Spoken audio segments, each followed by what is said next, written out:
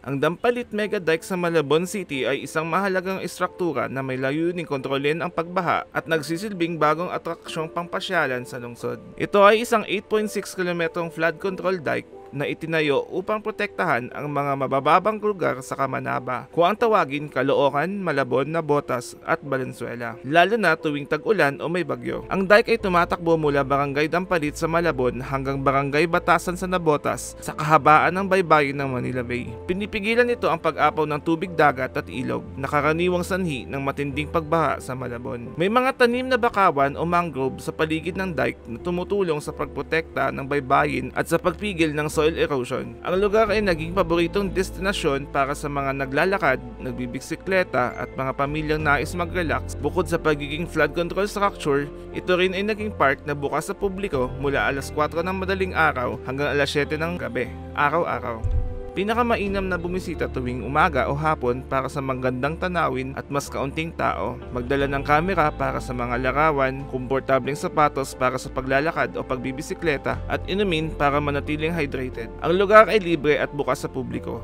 kaya't magandang destinasyon para sa mga nais mag-relax o mag-ehersisyo.